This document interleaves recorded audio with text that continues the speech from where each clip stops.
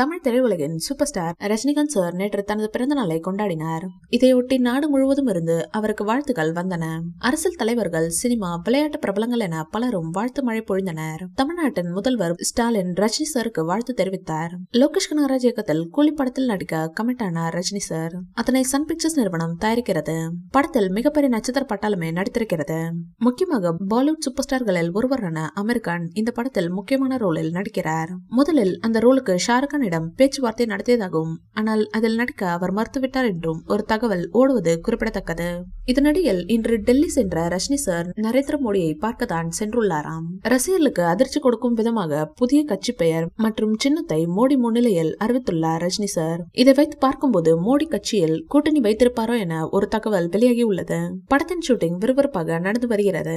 இதில் ரஜினிகாந்த் சார் தேவா என்ற கதாபாத்திரத்தை ஏற்றிருக்கிறார். ஏற்கனவே அவர் தளபதி படத்தில் தேவா என்ற கேரக்டரை ஏற்றிருந்தார்.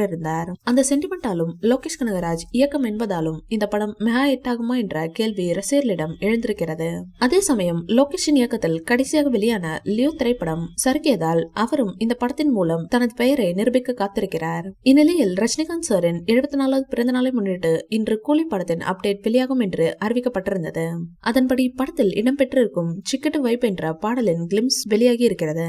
அதில் ரஜினிகாந்த் சார் படு ஸ்டைலாக நடனமாடி இருக்கிறார். இதனை பார்த்த ரசிகர்கள் அட நம்ம தலைவர் டான்ஸ்ல பட்டையை கிளப்புறாரே என்று கமெண்ட் செய்து ட்ரெண்ட் ஆகி வருகின்றனர். இந்த வீடியோ பிடிச்சிருந்தா லைக் பண்ணுங்க, ஷேர் பண்ணுங்க. மேலும் ரஜினி சார் பற்றிய தகவல்களுக்கு எங்க சேனலை சப்ஸ்கிரைப் பண்ணுங்க.